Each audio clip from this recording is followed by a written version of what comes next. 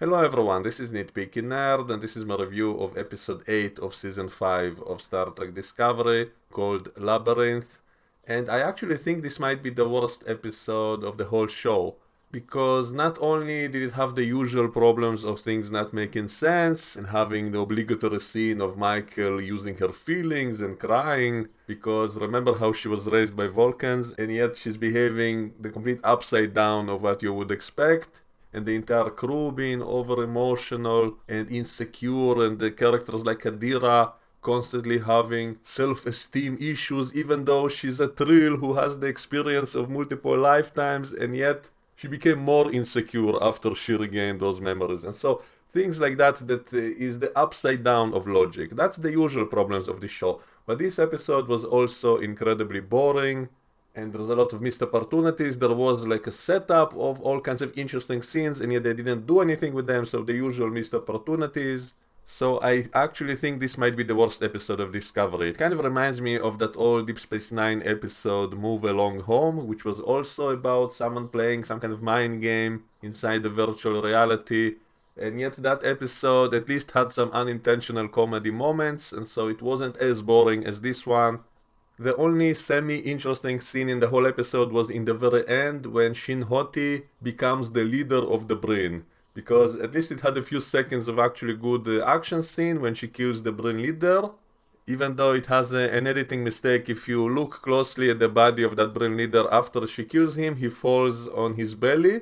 And yet after that we see him on his back and then again on his belly. So maybe we can excuse it by saying that he's not fully dead. Maybe he's still moving, he's rotating himself in between shots, but most likely it's simply an editing mistake which no one bothered to fix. But at least that scene wasn't boring. And I also realized that Shin Hoti is basically the Mary Sue of villains. I mean, she is an all-powerful female who always wins in any battle, in any situation. She can always get out of it, no matter how impossible that seems to be. And also everyone seems to love her. Even other Brins seem to fall in love with her for no reason and obey her suddenly. So it really feels like a Mary Sue character, only a villain. So she became the leader of the Brin in the end of the episode, which is kind of ridiculous. I mean, technically we can explain it is because she's the wife of Skrull, who was the heir to the Emperor of the Brin, and even though he's dead, she promises to bring him back using the progenitor technology, and that's why they obey her. But when you actually think about it, what proof do they actually have that she was really married to him? I mean, she showed them the tattoos on her hand together with his, but he was dead at that point.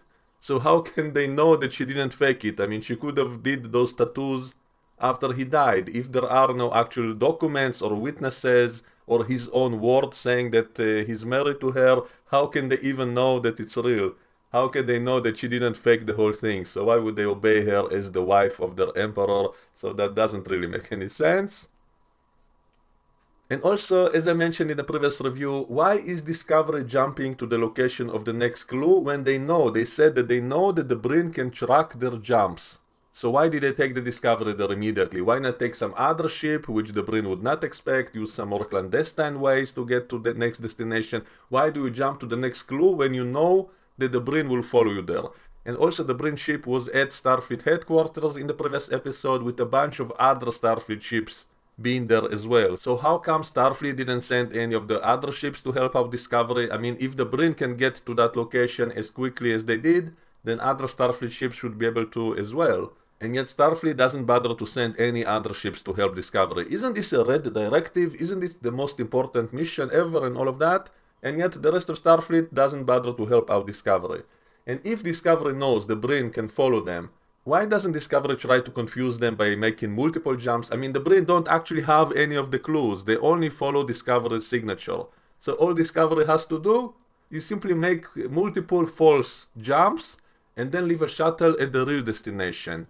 And then continue jumping. And then the Brin will not know where to go. They will not have any way of knowing where is the real destination. And then Discovery can come back and pick up the shuttle later after a day or two or something. And so that would solve the problem, right? And yet no one even suggests that. No one is thinking about that. They just do one jump to the real destination and the Brin follow them. And it's not like they have to recharge or something because, even in Season 1, we saw that Discovery can do multiple jumps, like hundreds of jumps every second, without any problems. And so how come they cannot do multiple jumps all over the galaxy to confuse the Brin and then leave a shuttle or a small ship at the real destination, and then the Brin will have no way of knowing that? And yet no one even thinks about that. And the most glaring continuity issue is the fact that the only way they found the next clue was by using Book's telepathic powers to see that vision that was left by that Beta Z scientist, which showed him the Badlands. And that's a clue that was left 800 years ago. They said those scientists lived 800 years ago and they hid all the clues. And the Betazoid scientist left the telepathic clue showing the Badlands. And yet later they said that that library ship actually changes locations every 50 years. And only now, in the recent century, only now they're hiding in the Badlands. And so how could Book have seen that in that vision which was recorded 800 years ago? How does that make any sense? And also the Badlands don't really look the way they did in Deep Space Nine and Voyager with those, tornadoes made from plasma and all of that. Here it looks like a lightning storm in space in a dust cloud. So it's a similar kind of idea, and maybe it would have been okay if we simply say that's how the Badlands look now. Maybe because so many years passed, or maybe because of the burn it somehow changed, and yet he saw a recording of it from the time of Deep Space Nine, and yet it looks the same as it does in present day in this show. And if the ship changes location, and they specifically said that only now in the recent century, it only now is in the Badlands. It wasn't there previously. So how could he have seen it in a message that was recorded 800 years ago? Now one way to explain it is that maybe that thing that he scanned with his mind is somehow linked to that other thing that is on board that ship, and that's how he was able to know where it is currently. But I don't buy that the Betazoids could have done something as complicated as that. I could buy what they showed in the previous episode, that simply a Betazoid left some kind of memory inside an object. That's something that we once saw in TNG, that it's possible for a Betazoid to imprint some psychic memories inside the wall or something. When Deanna Troi touched the wall, it gave her some memories of some other Betazoid, and so I could buy that. But here, the only way to explain the contradiction of how they knew to go to the Badlands was by saying maybe two different pieces are somehow connected and able to show Book where that ship is currently at. But they could have simply solved all this confusion by simply not saying that that ship moves from place to place. Simply say it's always somewhere in the Badlands. Then it will not be a continuity issue that I'm now complaining about. And also that ship doesn't even look like a ship. It doesn't seem to have any nacelles or any visible engines. It looks more like a space city, kind of similar to Cloud City from Star Wars. And so how was it even able to move from place to place? And it also didn't have any formidable defenses whatsoever, despite what they implied in the beginning of the episode. But when the Brin actually attacked it, it was totally defenseless. And so how come in 800 years no one ever robbed it? I mean, they seem to be really welcoming of strangers. They seem to let anyone in. So how come no one ever robbed it? I mean, it would make sense if they actually had powerful defenses, and yet they didn't. And so it doesn't make sense in the end.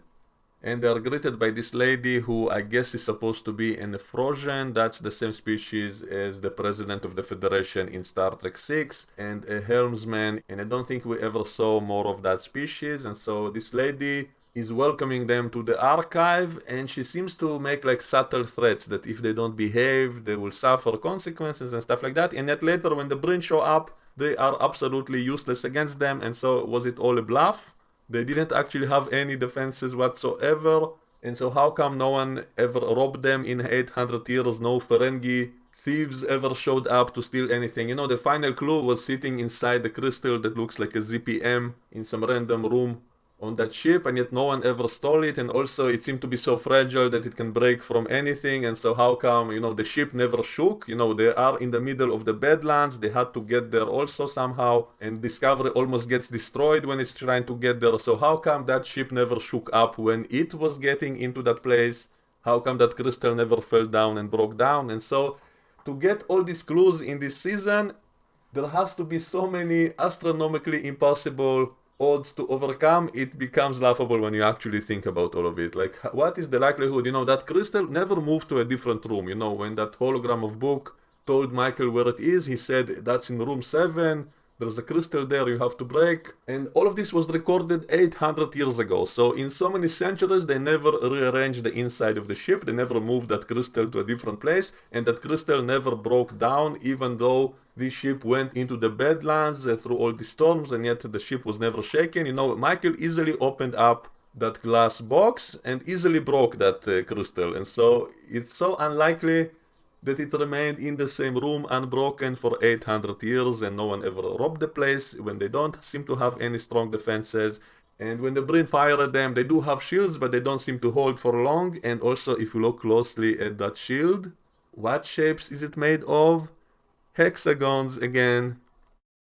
And also, did you notice how many of Discovery's bridge crew got replaced by unknown people we never saw before? Suddenly they're on the bridge and we don't know anything about them. Who the hell are these people? So that seemed really distracting to me. I mean, they already got rid of Mrs. T and Lisa Lazy Eye for some reason. They did say something about them piloting that ISS Enterprise that they found from the Mirror Universe. They are piloting it back to Starfleet headquarters, so that's why they disappeared. So they got replaced by 2 other female pilots, and yet in the beginning of the episode there's one pilot, and then later in the episode one of them gets replaced again by a different looking woman who seems like a discount Mrs. T without the strange haircut, and her acting is really bad. She didn't really have a lot to do, but whenever they showed her, her expressions are just so laughably bad. It was kind of ridiculous in my opinion. And where did the previous one go? Did she have to go on a toilet break or what? And there are other people on the bridge we never saw before, and I'm just looking at it and realizing we don't know any of these guys. Even the ones we did know from before, but we don't really know anything about them as people. And there's Mr. Rice, which I think the only thing we know about him is that he lost his entire family when he was a kid, because you know how everyone has to have a tragic backstory. And also he loves the shape of the old Enterprise. And you know, it's funny, when they found that other Enterprise from the Mirror Universe, it was Stamens who recognized it. So shouldn't it have been Mr. Rice to have recognized it since he loved that design? Shouldn't he have volunteered to go and pilot it back to Starfleet since he loves that ship so much? And yet there was zero reaction from him when they actually saw that Enterprise. So another missed opportunity, another contradiction in their own internal continuity, that he wasn't the one to first recognize it. And so almost the entirety of the bridge crew are completely undeveloped, and now they're replacing them with people we haven't even seen before, and so this is all really ridiculous in my opinion. There's also a lot of cursing in this episode. When the season is over, I will do a compilation of all these lines, and so they say things like holy shit, screw you, he doesn't give a shit, gelatinous assholes. These are all direct quotes from this episode, so I will do a compilation of all that stuff when the season is over. So that's another problem of Discovery. The dialogue doesn't sound as if it's coming from 1,000 years in the future. And you know, in the previous episode, they made such a big deal about paper being so rare and not existing anymore. And Michael was so surprised to see real paper, and yet they're constantly using phrases like doing paperwork. You know, I have so much paperwork to do after I violated the Prime Directive, which still didn't have any consequences, by the way. But they use phrases like paperwork, and yet in the same episode, they're amazed by actual paper existing. And in this episode we see a huge library with millions of books, and it's not amazing. So make up your mind, is paper and books really so rare or not? Because if it's so rare that people are so amazed by it, how come no one robbed that place that is full of paper, of real books? And so it cannot be both of these things together. If it's so amazing and rare to find a real book, why are there ships full of books that no one cares about? And also using phrases like paperwork all the time. And now they find a ship with millions of books that anyone can visit at any time, and so it doesn't seem consistent. And so that's just something I had to mention. And when they showed us the inside of that library, it kind of reminded me of that scene from Game of Thrones when we saw that citadel, which was like a giant library. I guess they tried to do something similar here, but it doesn't really work. And also the special effect of however they made it all seem so huge. Something was off about it, like it all looks like a fish lens kind of effect, and it didn't seem real, it seemed really fake looking. And as always, Michael goes on the mission alone, and she finds that book by that Betazoid woman with a new telepathic card inside. And so why didn't she simply take that card and go back to the Discovery to study it on controlled conditions, and if there was a need they could always escape with it? Instead she decides to touch it right there in the library, and it basically puts her mind into a simulation, kind of like what happened with Picard in the TNG episode The Inner Light. They even use the same exact technobubble to explain it, that there's a nucleonic beam going into her brain, and that's why they cannot beam her out of that place. And so now they're stuck there. So good job, Michael. Why didn't you simply take that thing back to Discovery, jump away, very far away from the Brin and then study it. But no, you had to do it right there in that place. And now you're in a coma and your mind is inside that same library because they have to reuse the same set to the max. And now she's looking for the next clue inside her mind, which looks exactly like the same library place. And she also sees an avatar of Book which is talking with her because they also have to use the same actors, I guess. So her guide inside that Mind Palace place is a Book. And the real Book also came along because those aliens wanted to show him some remains from his planet, some kind of root from his planet. I guess maybe in the last episode, maybe he'll use the progenitor technology to somehow revive his planet using that root or something. So I guess they might do something stupid like that. I guess we'll wait and see. So anyway, Michael is inside that simulation looking for the next clue, and it became like a huge maze that she has to escape. But in the end of the day, it turns out that wasn't the real challenge. The real challenge was sitting down for a therapy session with the imaginary Book and revealing her fears and her feelings and all of that kind of stuff. So as usual in the show, it all boils down to people's feelings and emotions. And that's how she's able to pass the test. She has to admit that she does have some fears and she is afraid of failure and all of that. And after she admitted her so-called weaknesses, that's when the fake Book reveals the next clue is. He simply tells her, when you come back to the library, the next clue is in room 7 inside that crystal which I mentioned, which was sitting there for 800 years and no one ever moved it to a different place and it never broke by accident. And so that's kind of ridiculous. That's where the next clue is. It's not hidden behind some wall or something. No, it's there in the open, inside a crystal that looks like a ZPM from Atlantis, that you simply have to easily break and the next clue will be there. So they could have simply searched that place without doing all this telepathic nonsense. They could have simply searched the place and found it anyway. I guess he did tell her something that we don't yet know about, that in the last episode we'll find out. He did give her some information that will help her in the very end, I guess. But it's kind of ridiculous how all she had to do was just admit her faults. She had to talk about her feelings and cry a little bit, and that's how she wins. And so this is all really laughable. The obligatory crying scene by Michael, which somehow saves the day. It's like, back in season 3, when she had to stand trial before the Vulcans to try to prove some scientific theory, but the only way she could do it is by talking about her feelings. The Vulcans didn't care about the scientific facts. They only cared to hear about her feelings, and that's what saved that situation. And the same thing here.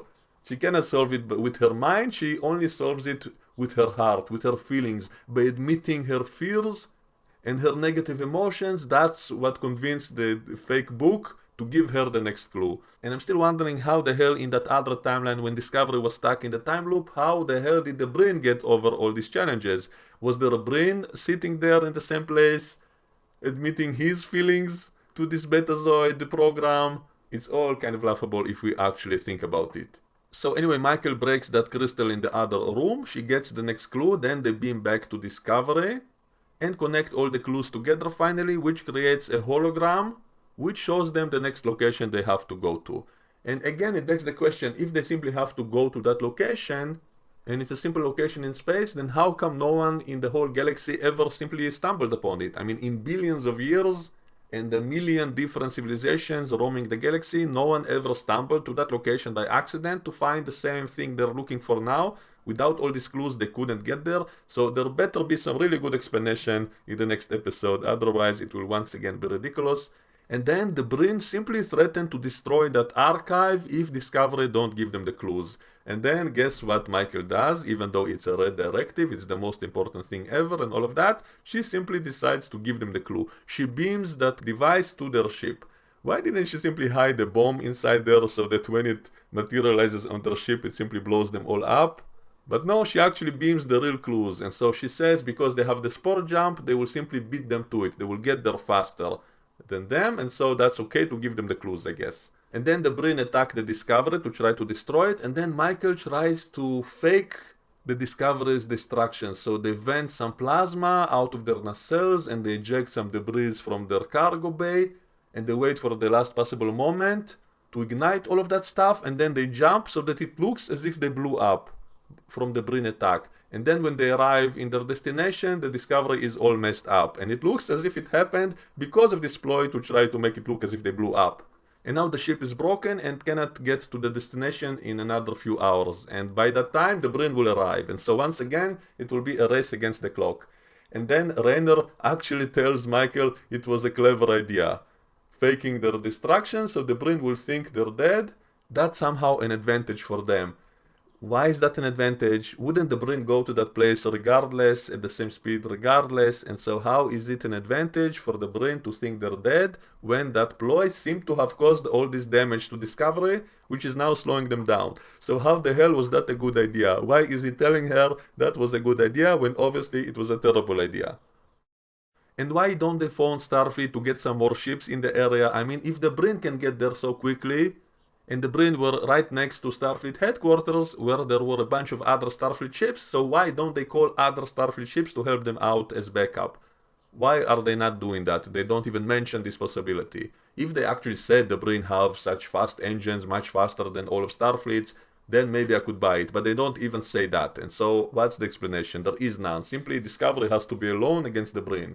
And then Shin Hoti simply kills the Brin leader and becomes the leader herself, because she's the Meresu of villains. All the other Brin obey her for some reason. I mean, at least they did have some scenes in this episode kind of hinting that the other Brin don't like their leader because he's not valuing the lives of his own people. He breaks his own oaths, only cares about himself and all of that. So there were hints of her kind of hinting that to the other Brin, and so at least they did kind of try to set it up in a logical way, so I don't have a problem with that final scene, except that editing mistake of the Brin leader changing positions after he supposedly died, so that was kind of funny. So anyway, Shin Hoti is now the leader of that Brin ship, so she is the final villain of the whole season apparently. You know, I kept thinking the Brin will become the bigger villains and all of that, but no, it's still Shin Hoti for this whole season. She is so awesome. She's the Meresu of villains. She can do literally anything. So she will be the final challenge against Michael, you know. The good Meresu versus the evil Meresu. And so I guess we'll wait and see. So anyway, this season, I think I can safely say is the worst one of this whole show, with the most boring episodes of the whole show, and also the most things that simply don't make any sense if we actually analyze them and think about them. And that's the most annoying thing to me personally. So that's all I have to say about it for today. Let me know what you think and we can discuss it in the comments below. And I will see you all next time. Bye bye.